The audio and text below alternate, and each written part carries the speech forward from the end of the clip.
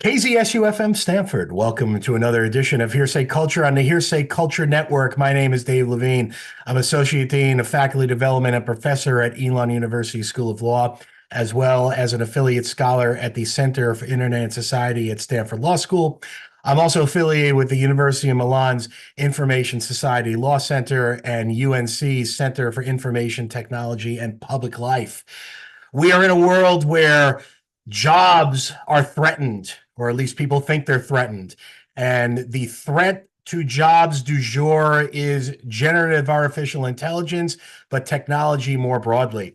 This is an issue of particular interest to me, given my background in labor relations and my work in employment law and employment discrimination law. And so when Matt Beane's book, The Skill Code, How to Save Human Ability in an Age of Intelligent Machines, came across my radar screen, I knew not only that I wanted to read the book for my own work, but that this would be a phenomenal topic for Hearsay Culture. And so I'm very excited to have the author of The Skill Code, Matt Beane, joining us today on Hearsay Culture. In The Skill Code, it's a mass market book, meaning that it's written for not only the academics in the world, but people who don't spend their time inside the proverbial ivory tower. And what Matt does is lay out what the challenges are, right? What we need as employees and what we need as a society in order to maintain the skill sets which we now perceive to be threatened by technology, but then, and very well received, what we should do about it. And so Matt uses a little bit of alliteration here in that he identifies the three C's, as he calls them, that humans need to develop mastery. And we think about mastery in the context of substance, right? I talk about mastery of law, but these are mastery of skills that go run the range of what people might do with their lives. Those three C's are challenge, complexity, and connection. And then towards the latter third of the book, Matt talks about what to do about it, how to maintain those three C's with alliteration, the three Ds: discovery, development, and deployment. And what we're going to do is work through somewhat methodically in Hearsay Culture fashion what those complexities are, what the challenges are, what connection means before we get the solutions. Throughout the book, Matt uses real world, right, and theoretical examples to support these arguments. And I think very refreshingly, he's not calling for the end of humanity based upon technology, but he is, I think, in a very good way, clear-eyed as to what the risks might be and what we might do about them, which is a topic we've been talking about in Hearsay Culture for more or less for 15 years, most recently with Shannon Valor a few weeks ago with her book, The AI Mirror. So very excited to have Matt on today. By brief introduction, Matt is an assistant professor in the Technology Management Department at University of California, Santa Barbara, a digital fellow with Stanford's Digital Economy Lab and MIT's Initiative on the Digital Economy. He does field research on work involving robots and AI, and we'll talk a bit about robotics as well. His award-winning research has been published in top management journals such as the Administrative Science Quarterly and the Harvard Business Review. He is joining us via Zoom on September 18th, 2024. Matt, thank you for joining us today on Hearsay Culture. I am delighted to be here, and wow, quite an intro. If I didn't have a big head, I do now. Well, No, that's my goal, Matt. I want to make my guests feel really good, and then hopefully Lisa will get an interview, and I try not to deflate myself or you in the process. So as I mentioned, prior to going on air, right? I grew up around publishing. My mother did jacket art design for HarperCollins. This is published by Harvard Business, and so I asked these kinds of very basic, but I think important questions to frame the discussion. It's one thing to talk about skills. It's another thing to talk about code, and we'll talk about both. But I wanted to ask about your subtitle, How to Save Human Ability in the Age of Intelligent Machines, right? Ability is an ambiguous word. And so when we talk about abilities in the context of your book, what abilities are you thinking about? That's funny you should ask. Every single word on that cover, very, very precisely chosen and Yes. checked against both Merriam-Webster, but also research. And capability and ability, if you go look them up, ability reflects something that you can accomplish reliably in the world that you couldn't before you developed that skill set or before you learned. Capability is something you can do out of the box, something essentially that's wired into your genes. Doesn't require development. So it was a synonym for skill that to fit into the subtitle. Anyway.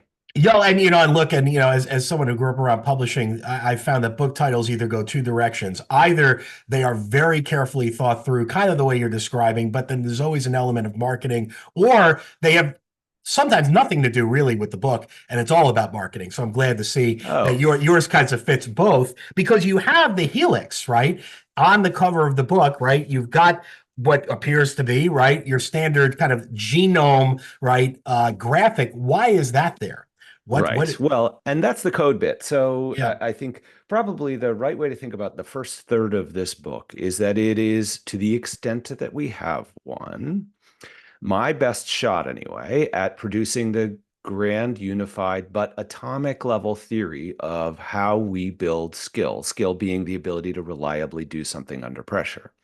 So there's a lot of work out there on learning in many, many disciplines, and it tends to string sort of certain sets of experiences together in sequences that lead to the ability at the end of the rainbow, so to speak.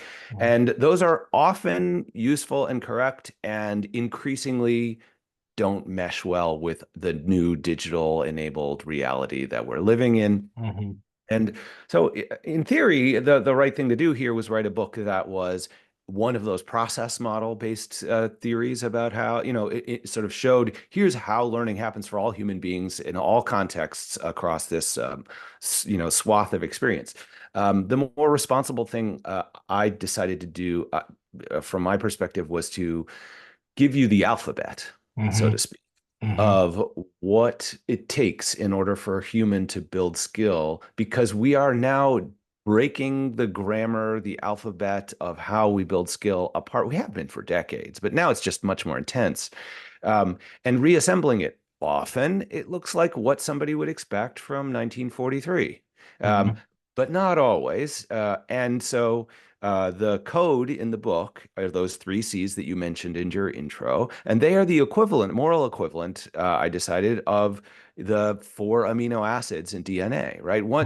Discovering what those were allowed us to do better, more precise science about biology. We understood the basic chemistry of life. And I think of these 3 C's as those basic building blocks, and therefore the barest beginning for understanding what sequences, what produce what results in what conditions, what is the grammar of skill development in the 21st century, in 2024 and beyond. The grammar will change, but I believe the atomic units, these, this 3 C's will not. And that was, so I wanted to produce something that would be eternal in that sense, that in 40 years would still be incontrovertible. And yet the sequences that would be manifest and useful and so on, the ways that humans and robots participate in them, you'll notice in that helix on the cover, there are little humans. It's like a little Where's Waldo thing. Little humans and robots, right? Who's doing what's doing what with respect to skill development. The boundary between human and technology has been blurring for centuries. It's just accelerating, I think, and intensifying. So anyway, that was the intention behind the whole code bit, is to do something that would meet anyone where they were with respect to skill development, no matter what was actually going on the ground. You have to do more work on the user end then. You have to figure out, okay, what's the useful sequence here? Right. But trying to superimpose something any other effort felt like superimposing something from the ivory tower on them. Well, and it's interesting. You quote the late Anthony Bourdain in your even before your preface, where you have a quote from him where he said, "With all due respect to my former professors, I've long believed I gained more knowledge in kitchens, bars, and dining rooms than any college could even hold." Now, you're a professor, I'm a professor. I won't take it personally, but it does raise the bigger point, which is something I want to get to before I follow follow up on the ambition that you mentioned with your book, which I think I'd be failing as an interviewer if I didn't follow up on. So you've written a book with a goal of having this book be useful 40 years from now. Now, that is extremely ambitious. And I'm curious what in the book or what about the book you see as being capable, given the advancements in technology and, in fact, the advancements that we're witnessing right now, will make this the kind of book with the crystal balls such as they are that would be useful in 40 years. Yeah, so you were right to break the book up into three basic acts. That's how I see it, put it that way. And so Act One is the skill code that we are just talking about. The day that challenge, complexity, and connection are no longer fundamental and relevant to skill development, I think is the day that the human species doesn't exist as such. So, Mhm. you know, am I wrong? Time will tell, but so that's part one. The middle part has also speaks, I think, an empirical truth that I found records of in ancient Greece. There's archaeological records of the threat that is in the middle of this book, basically. Um, all the way up till today, and in my own research and so on, which is essentially that the way we tend to handle new technologies that automate work is that we design them so that a single expert can produce more valuable whatever with either less or commensurate effort. And part of the way that occurs is that it transfigures the new usage pattern transfigures the relationship between that expert and their novice or novices that are working with them. Now, up until recent history, that's been perfectly fine in that there's always more stuff for that novice to do, and they can maintain close collateral contact with that expert. So that they can learn. That's the primary mechanism for skill development. The world around it has been for eons, not school. Sorry, Right, not right. sorry. And the new threat is these intelligent technologies, robots, AI, and the like, are that much more potent at extending an expert's problem-solving capability into the world, such that they know novices are, in many and increasing range of cases, strictly optional. You may involve them, but you do not need to for much longer stretches of time. And that's the threat. The threat is we're breaking that eons old engine for skill development that actually underwrites human progress. School is a sideshow. School is a new way of getting us to be able to do more complicated work faster. But still, the primary engine is that. In 40 years, I think the empirics will, unless we do something radically to reconfigure it, which is the third part of the book, that threat is not obvious until you consider the research. I think that's the feedback I've been getting, but instantly recognizable on the ground once folks kind of get it in their mind. So I hope and trust, certainly across all the research I've been able to pull together and do myself, that seems sort of sociologically true. In other words, pick your technology, pick your profession, pick your industry. Intelligent technology in the mix means novice optional. That's the sort of sociologically true fact. And the third part of the book is it doesn't have to be that way, folks. In fact, here are some exceptions I've found in my research where, in fact, precisely the opposite thing happens. We drag some new intelligent technology into the work, and skill development improves dramatically for novices. They are rare, they are accidental, and in fact, in many cases, folks work to avoid being known as discovering these ways of new ways of learning because they bend and break rules to create them. And if there is systematic success out there that relies on AI instead of skill being development being broken down by the way we're handling AI, and it's happening independently and consistently, that means there are new hidden practices out there, approaches to designing the tech, selling it, putting it to use, and so on, that can make things better than they ever could have possibly been before with respect to skill development. So I hope that that third part of the book, the particulars of it, of course, folks are going to laugh at that in 20 years. Mhm. In some parts of it, I myself have looked back at the last chapter of that book and went, "Oh, that's cute, kid." Like, Yeah. I'm working on something now that Mhm. I didn't write into that last chapter, and in fact, with retrospect, should have totally. But anyway, the Well, I idea, don't. Well, and let me come. I want to come back to yeah, where the postscript is, but just to drill down on this point, if I understand you correctly, the 40-year prospect for the book is really humanity's self-interest in remaining human, in a sense, right? In other words, and I do want to talk about this, right? You talk about challenge, complexity, and connection. The connection part, I think, is what we're talking about here, in the sense of connecting, as you write about in the book, the experts with the novice, right? But the challenge and complexity part, though, does seem to be threatened more immediately by technologies as they currently exist and are being deployed. Can you talk to us a little bit, because I think we talked about connection a little bit. Can we talk a little bit more about what you mean by challenge and complexity?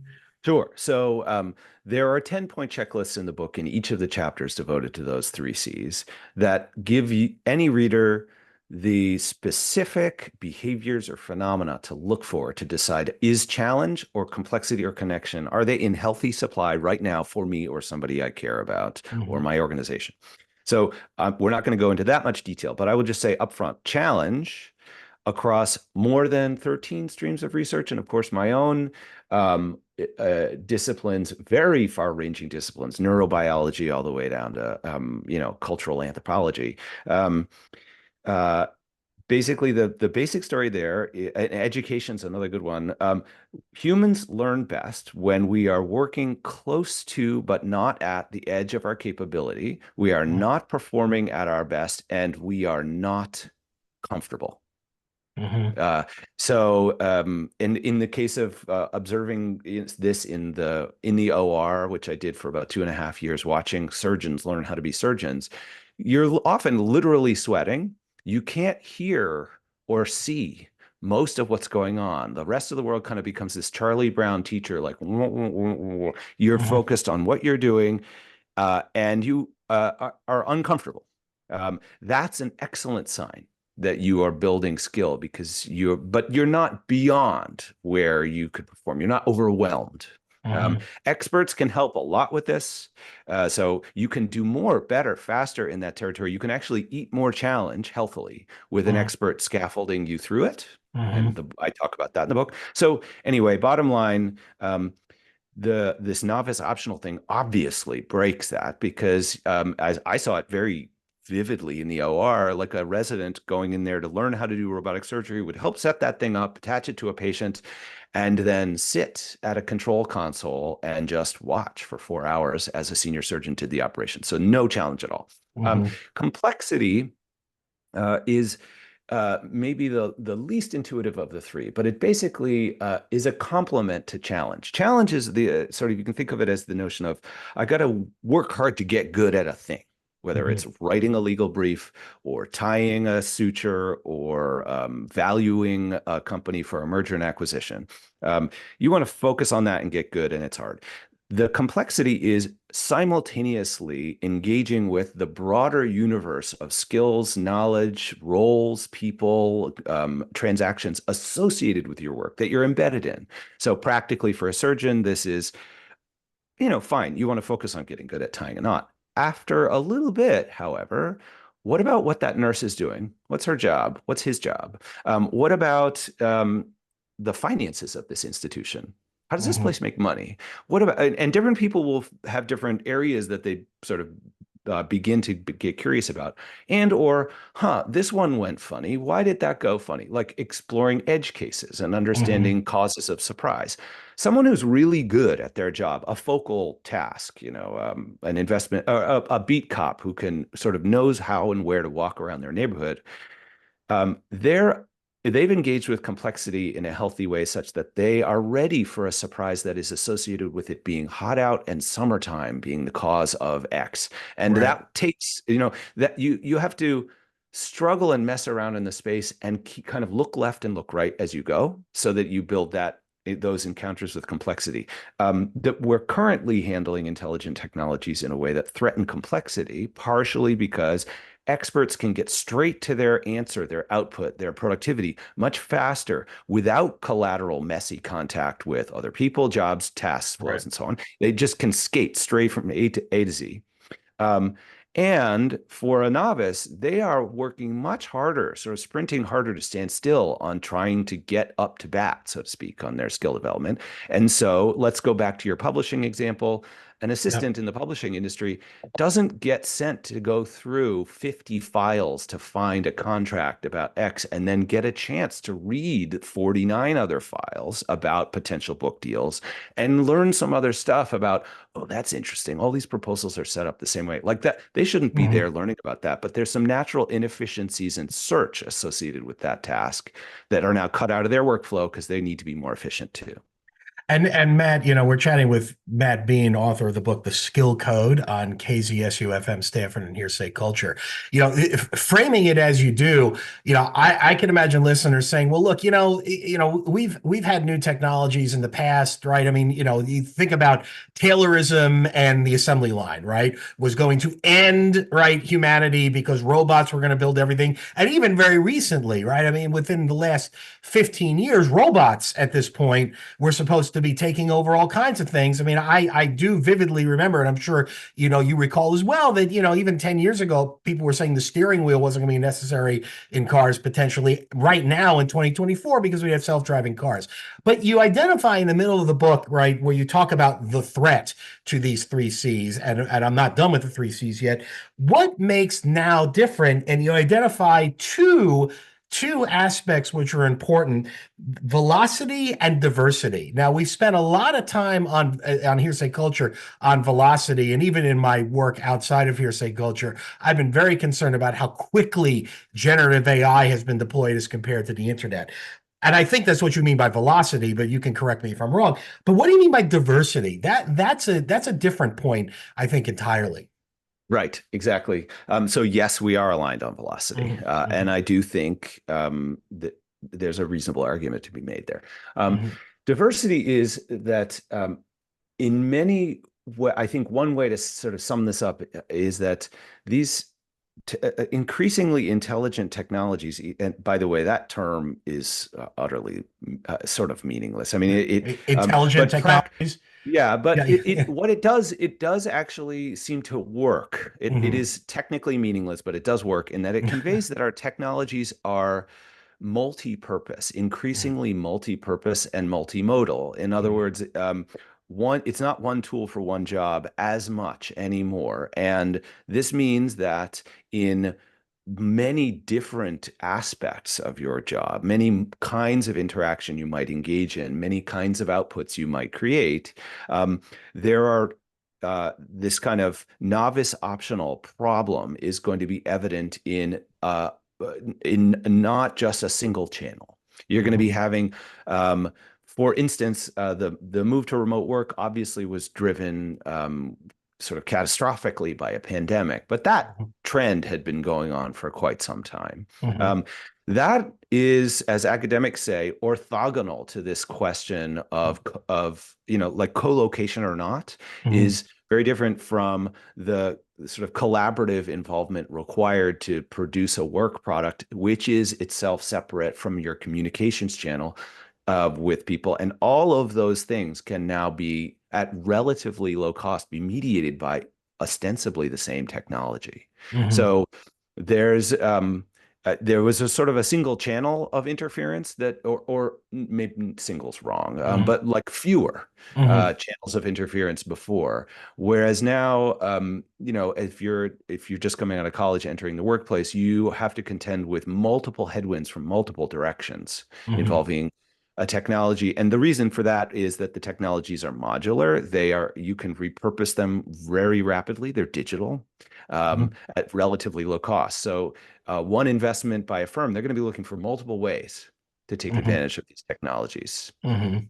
And so you've been talking a lot about the role of the novice and the importance of the novice, and so thinking about what novices do today versus what novices in any number of industries would have done 50 or 100 years ago begs the question, what's wrong with being ahead of the game?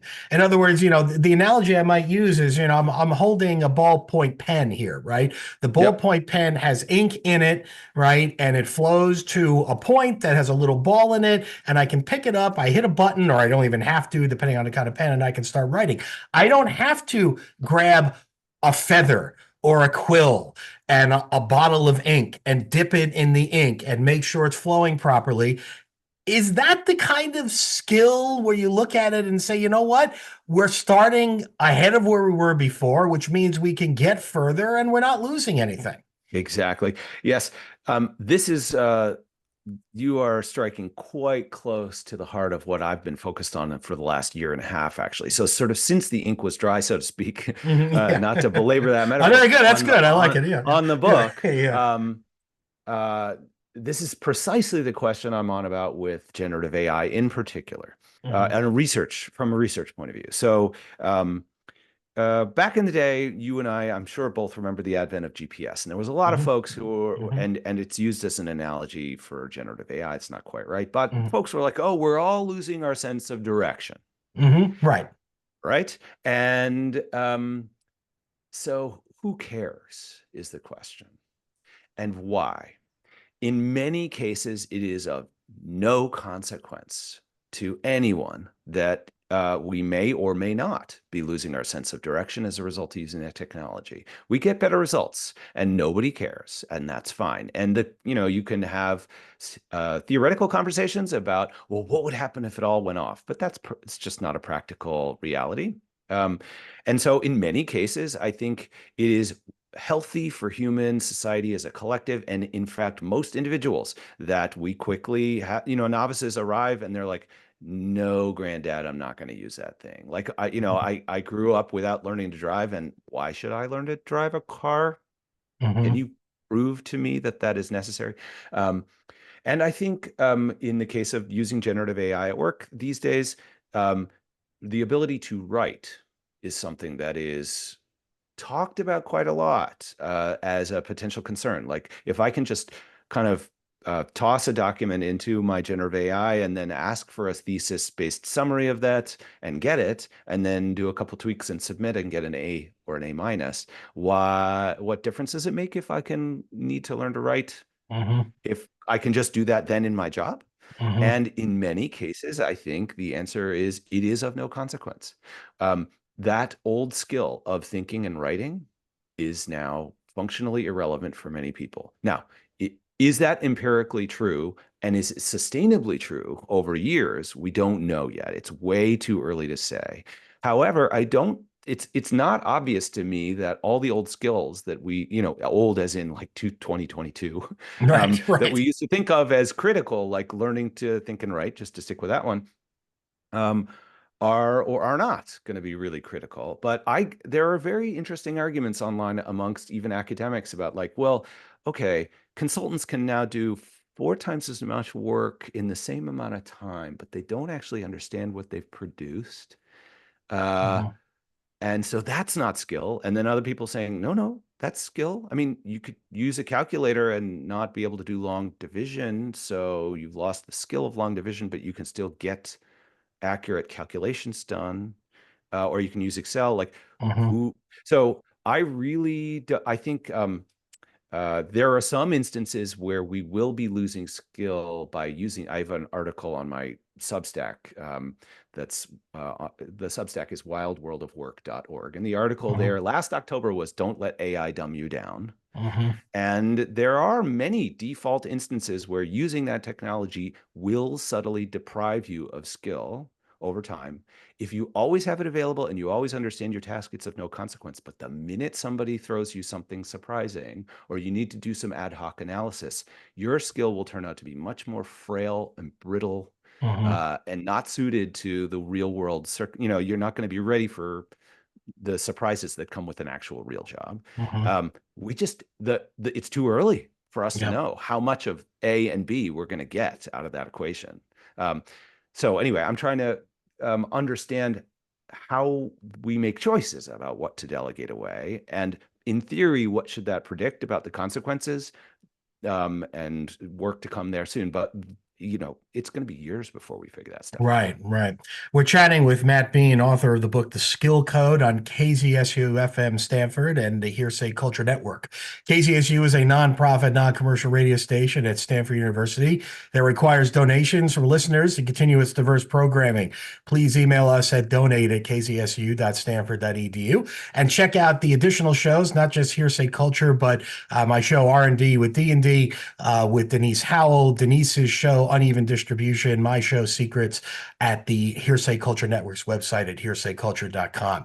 So I think, Matt, when we're talking about skills here and your previous response, maybe the way to think about this is to think about why we have skills in the first place, right? So it's one thing to say, you should be able to do this because it'll get you a job, or you should be able to do this because you're going to be more efficient. But it seems to be very different to say you should have this skill because it's what makes you human, or it's the joy of life. Shannon Valor, who I mentioned earlier, and others have talked about this, but is that a dividing line? As long as we're talking about your current research, and I will emphasize that, as you've said, you're in the middle of this research, or you just started it. The point is you don't have conclusions, but at least at this point on September 18, 2024, it would seem to matter greatly if we say, machines can paint for us or make music, but it's kind of fun to make music. And now I'm going to analogize back to, right, recorded sound, right? John Philip Sousa, and Larry Lessig uses this as an example in his talks for 25 years, right? Lessig has said, John Philip Sousa predicted that recorded sound was going to end live music. I mean, it's much more eloquently stated, right? And of course, we still have live music. So is that a dividing line between the skills that quote unquote matter and the skills that don't? Yes, absolutely. And that's why skill itself matters, not just any particular skill. Mm-hmm. So shot through those, anybody who's spent any time in, say, undergrad psychology will see shot through a fair chunk of those 3C chapters is something called self-determination theory. It's got over 2 million citations, just utterly a wild amount of attention and validation in the psychological research community. And one of the core findings there is that the drive to competence is a basic human drive. Mm-hmm. Humans like to engage with the real world and get better at handling it over time. Part of that is intrinsically satisfying. And this is part of the connection chapter, it is also part of the way that we make our way in a social world. It's part of how we build status and warm bonds of trust and respect, which is that third C, the connection. Part of the reason you want to get up in the morning to try to get good at surgery or writing a case brief is there's someone you look up to who's going to examine your work, and you want them. It is just motivating to you for them to look at your work and go, hey, that's pretty good. Mm-hmm. Right. Or even for them to tell you, not today, that didn't work, and here's why. I want you to do better. I know you can do better, that kind of thing. That interaction is valuable for humans, the way that we are wired, the way that we function. We just intrinsically value that. So no matter what our technology is capable of doing independently, unless and until we rewire ourselves, we can trust and expect that humans will pursue getting better at stuff, building skill, no matter what's going on in the world. So which particular skills we want to build in general, roughly, if you look at the arc of history, we build technologies that automate something.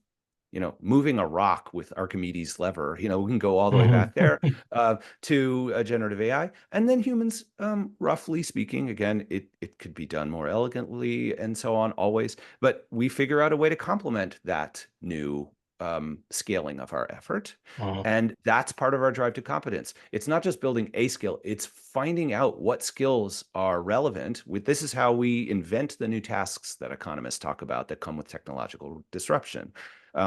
It's not just that we do less farming and more other, what's the new web development was not a thing 50 years ago.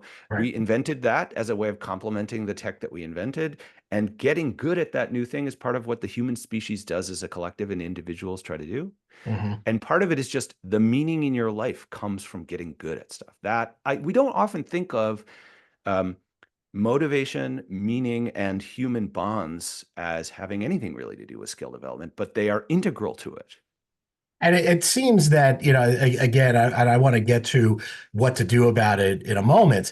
But, another theme that runs through this, and I started the show with it, right, is the role of mentors, right? It's not just that, you need to have novices, but that there need to be, and this is the key point, right? Human mentors for, right, the skill development. And again, although not the theme of your book, I would say for, the continued survival of humanity. And I think about that in my own personal experience, and this is I want to get your reaction to it in terms of this construct. I tell my law students about this all the time under the heading of professionalism, but also allowing yourself to learn. I made what I thought was a fatal mistake for a client when I was a junior associate in practice. Doesn't matter what it was, but I thought, oh my God, I made a terrible error, and it's going to be it. The client's going to lose the case. I'm going to lose my license. I'm not going to pay my bills back, and I'm going to be bankrupt. I mean, my brain was Of able to go course. in that direction because, of course, we train lawyers to find the worst case outcome, and that's what drives us nuts. At any rate, here's the mentorship point, right?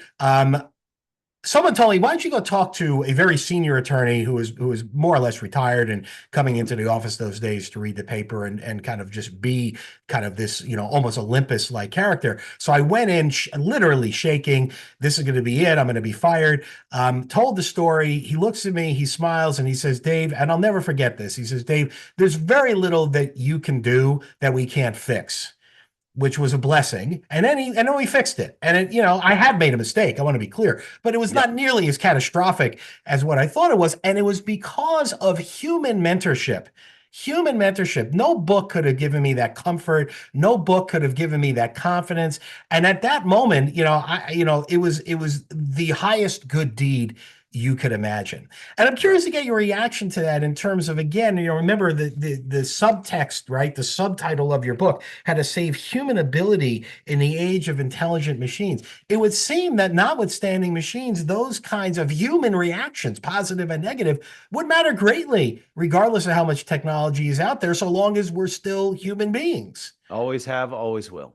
Hmm. That's the claim in Hmm. the book, right? Hmm. Hmm. And I'm going to also say that this is the sort of fundamental atomic unit in that connection, the third C of connection, Hmm. Yeah. is a warm bond of trust and respect. Those words I chose extraordinarily carefully. They are Hmm. precisely operationalized in science. And it is obvious to me that it is not required that that bond involve two human counterparts.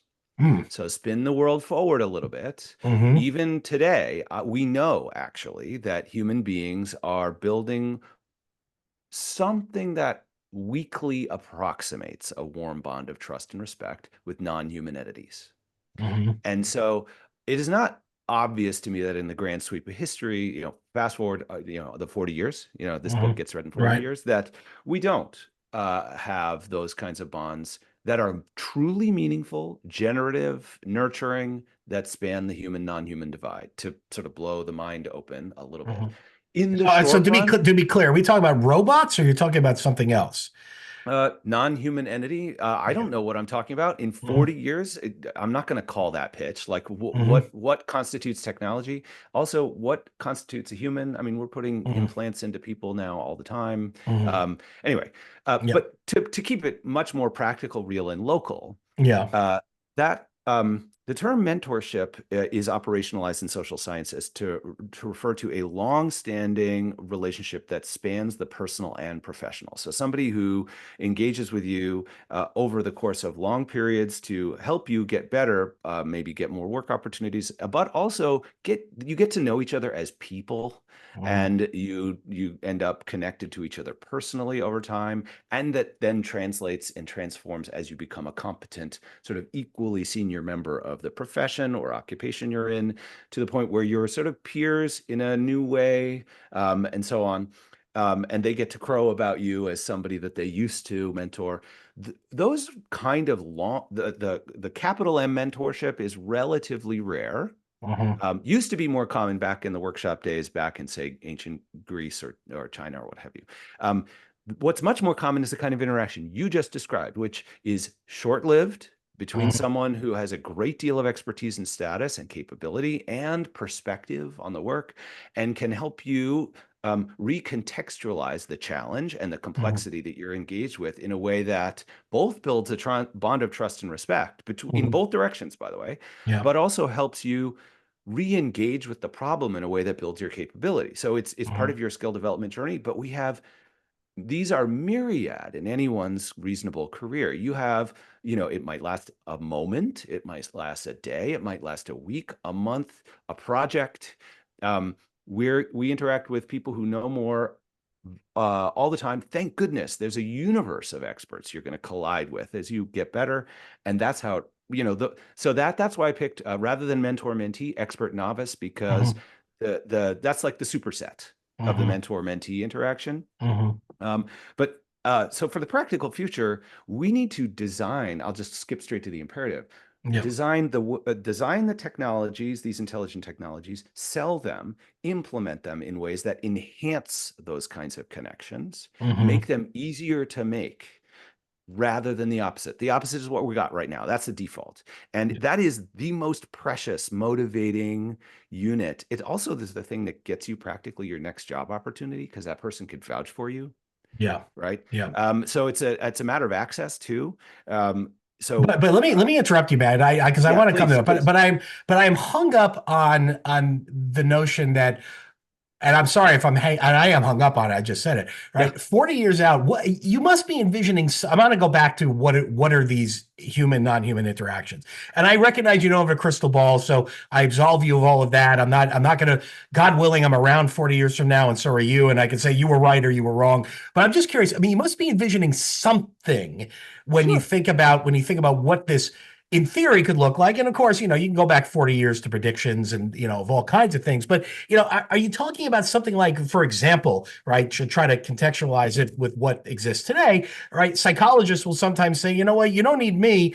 Go to this chatbot, right, that can kind of approximate advice or at least connection or at least help you, if I'm unavailable and you have an emergency. Is it something like that? The inanimate chatbot? Is it, without getting too science fictiony, what is that human, Yeah, yeah. non-human interaction? What does that look like in your I'll mind? give you just to cobble together some Yeah. currently available tech. Yep. Right now, we are beginning to, for the last 8 months or so, for those who have been ruthlessly paying attention, the next wave of what's coming in generative AI is agentic AI. And Hmm. that's generative AI with memory bolted on, basically. In other words, and the ability to build complex plans Hmm. and create sort of, what do they call it? Self-healing amongst technologists, which is Yeah. ridiculous. It's funny. What they mean is creative problem solving en Yeah. route, Right. right? Right. Hmm. You can go look at systems like Devin, for instance, online, which is one of the early entrants here that will, if you ask it to do a complicated task like go make money online, Hmm. it will devise a plan for doing that and get to work. And you can chat with it and say, how's it going? But it will work for, say, hours Hmm. until it says, I need the ability to accept credit card payments through Stripe. And you go, well, Hmm. why? How did you figure that out? Well, I'm billing myself out as a consultant online for advice on how to deal with generative AI at work. And I can Hmm. make money that way, right? And it has coded up an interface for doing that in a website. So we're at the very beginning of that kind of agentic AI. But Hmm. the implied capability there is memory planning, creative resolution of problems. We Hmm. also have studies in medicine of people interacting with docs versus AI to get their diagnosis and so on, where people Hmm. prefer not trust the answer from the AI more and think it has better bedside manner. Hmm. And we have one of the most profitable AI companies out there is Replica.ai, Right. where people are developing long-standing, intimate bonds of connection with non-human entities, right? Spin these all together and forward by just 5 years. And it's not a giant leap, I think, to imagine that you could have a digital boss at work, Hmm. somebody who you didn't report to, couldn't give you orders, but knew exactly who you were, what you were good at, what you hope to get good at, could make helpful suggestions to you about what you might work on, um, could be watching your work with your permission to say, hey, you know what? You're about to go into this meeting. Have you thought about X? And you go, oh, damn, that's a good one. Mhm. And could empathize with you in a way that was objectively better, more superior, more enriching than a human. Now, Mhm. that future, A, seems quite feasible, quite proximate, and is very unsettling to me, even. Mhm. Like Mhm. I'm like, whoa. And yet, if we think of, like, I studied surgery originally, Mhm. right? That technology was invented to allow for remote surgery on people who otherwise would die without surgery. So I think there are millions of working adults now who are metaphorically speaking dying because they don't have a good expert around to mentor them. Would Mhm. you rather have them have nothing, or would you rather them have something like the system I just described? Mhm. You'd rather them have both. But what about both? Can we Mhm. imagine a world in 10 years where humans won't have some sort of bond of trust and respect or something like that with a system like this plus a human manager? I just don't think Oh, it's wise to rule that kind of thing out. It well, seems well, no, I would go further, Matt, and say that's precisely where I think we would wind up because as we get to the latter third of your book, the three Ds, as it were, right? I mean, running through all of this is one word, efficiency. But let's be clear, right? You don't need to feed the computer. The computer will work 24/7. It's not going to complain. It doesn't need a union. I mean, you go down the list, right? Not to mention it's faster and cheaper while the technology improves. I mean, even if we accept all of the risks associated with your describing, even if you and I both agree, and I think we would, that we're highly disturbed by the scenario you just described, not to mention the horizon for it. How, as a practical matter, do we overcome the E word, efficiency, particularly where these technologies are being deployed by the private sector? right. Um, I think the writing's sort of on the wall in this sense, and I'll just speak from the sort of edge of the coalface I'm touching now. So, Hmm. those who invest in tech startups, especially say in Silicon Valley, are very, very well aware now, are well educated on the unintended side effects of big hits with technology. So the internet, social media, the people who made their fortunes off of those kinds of innovations are those who are sort of paying attention feel a fair amount of guilt about that because it turned out to produce really nasty unintended side effects. And so I think there are certain sectors of that of the tech sector that are well aware of that and are very attuned to, well, this tech is it's going to create some nasty unintended social effects, or it's going to change quality of life for or compensation for workers in a way that is we don't want or intend. So I think that just creates a larger appetite than we've ever seen before on the part of technologists and actually purchasing managers in companies to say, wait, let's not do that whole thing again. Um, can I Hmm. buy your productivity enhancing tech and have comfort, provable comfort, that by using it, my employees are going to build their capability over time. And that includes bonds of trust and respect between human beings, by the way. So Hmm. just by engaging with generative AI at the end of a session, it's kind of like putting in time to your 401k. You are nudged towards healthier skill development, healthier human connection.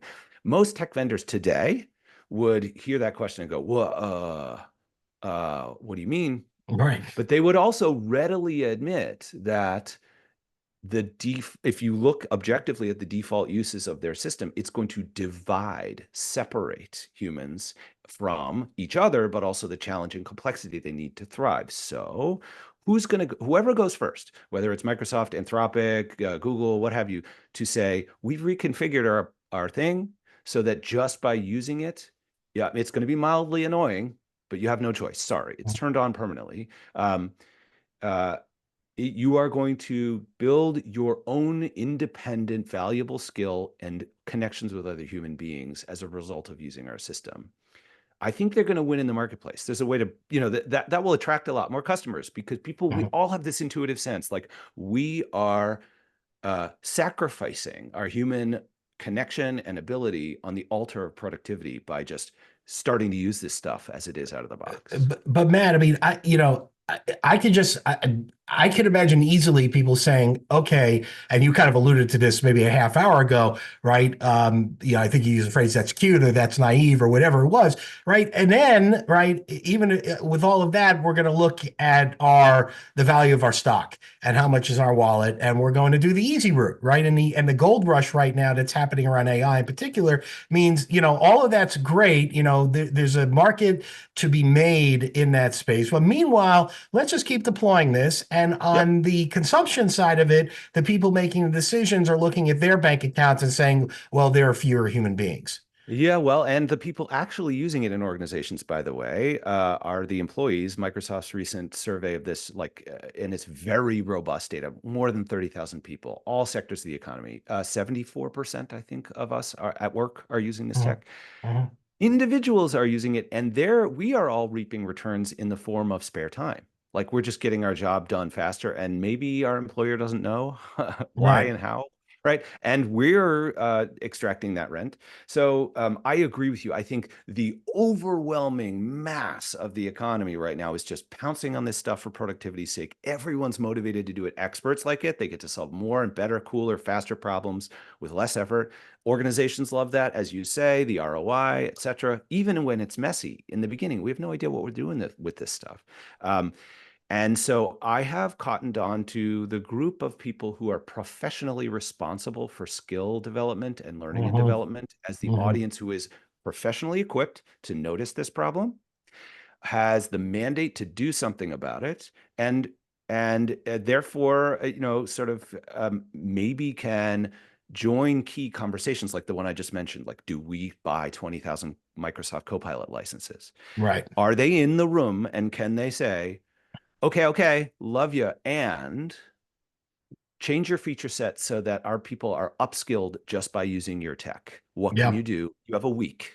Yeah. And the CEO's back has their back. So I'm trying to find places where people who they might not think of themselves as this having this power, but they do. There are people whose professional responsibility it is to sort of tend to human ability and Yeah. cultivating it and extending it. Those folks have a ton of power right now.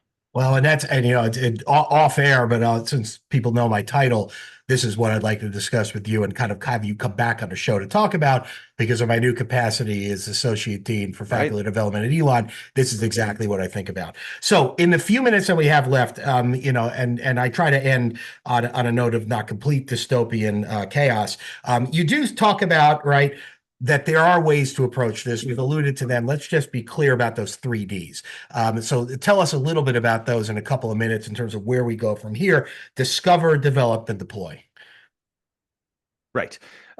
Discover being the key thing. What you can trust, if you buy the argument up to this point, if you is that in your context, your profession, your occupation, your organization, your work group, some people are figuring out the new way to build skill in spite of all of the barriers and trouble that we've been discussing so far.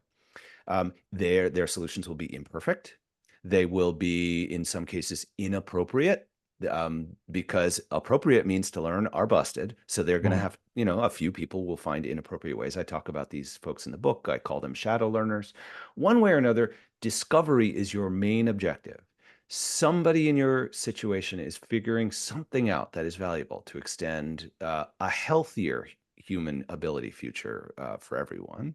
Um, Finding them, understanding them, and then finding a way to scale their successes or discoveries is the task. So discover, develop is the scaling bit, right? So Mhm. fine, we're not going to copy somebody who's breaking the rules to build their skill. That's obviously not going to work. However, we need to develop a solution that is workable for somebody who does follow the rules, which is most of us most of the time. Mhm. Humans are generally compliant. And Mhm. for organizations, that's a good thing. Professions, that's a good thing. Um, how can we throw out the bathwater and keep the baby? What is their a new tactic, a new approach, a new design of the technology, a new way of dealing with it?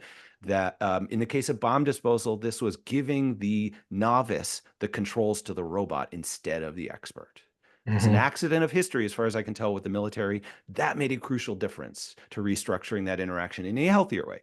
Then once you have developed it, then you have to deploy, test, iterate, and see how it's all going. Of course, this is basically,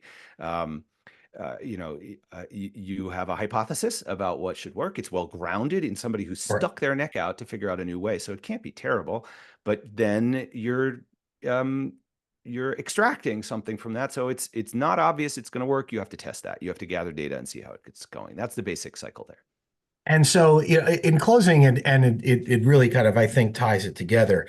Part of the big picture of all of this, right, is access, right? Access to the technology, access to mentors, access to, as I talk about with my students, and I've talked about when I was in practice, right? Having people who run interference for you, right, to avoid the minefields professionally and personally, for that matter, but also who care, right? And technology doesn't care, right? Except if we get into the dystopian world of, the singularity and all those, which I don't even want to talk about here, right? But let's just, to be clear, right? The technology doesn't care, right? Whether you are a human or not, doesn't know whether you're human or not, right? It's the paperclip problem that many people are familiar with, right? If you set the Yep. computer in a direction, it'll destroy the world to make a better paperclip, right? And so grappling with all of that seems to be at the core of the skill code, which Yes. is that sense of human, not just connection, right? But that sense of knowing what humans are. Are we at the precipice of that as well? Or do your 3Ds address that too? Well, I think that is a profoundly important question to ask rather ruthlessly and aggressively in the Mm-hmm. coming years. Mm-hmm. In the short run, experts, especially like I'll just pick on you, who clearly care a great deal and are making sacrifices to support the development of new folks coming into an organization, a profession, or what have you.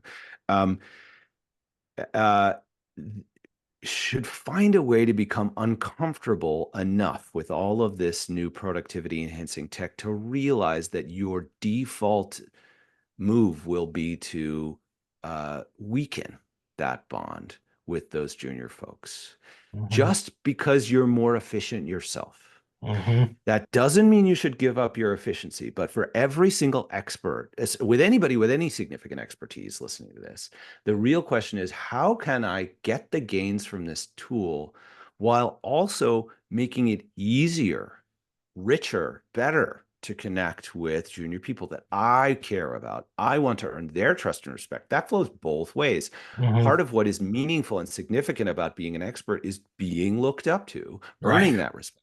And Right. so you should treat that as a deep and personal threat to the meaning in your life. That is an existential question. Um, uh, uh, and so anyway, I don't think we have clear answers on how to solve that problem from an individual sort of dyadic point of view. Mm-hmm. But experts will be very tempted. I'm seeing it. I'm seeing it in organizations, especially that are successful and profitable and so on.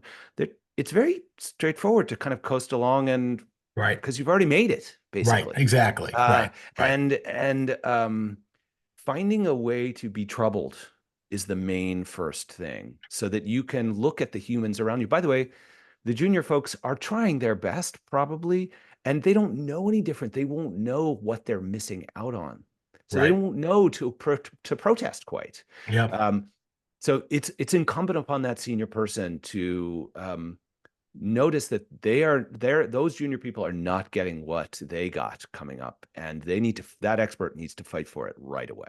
Well, that is the charge that I want to end this discussion with. Matt Beane, author of the book The Skill Code: How to Save Human Ability in an Age of Intelligent Machines. Absolutely critical book, and essential, and I emphasize, written for all of us, not just for the expert. Thank you for joining us on Hearsay Culture and the Hearsay Culture Network and educating my listeners. My pleasure. Check out more of what Hearsay Culture offers at hearsayculture.com. Meanwhile, thank you for listening today on KZSU. Stay tuned for more diverse programming and have a great day.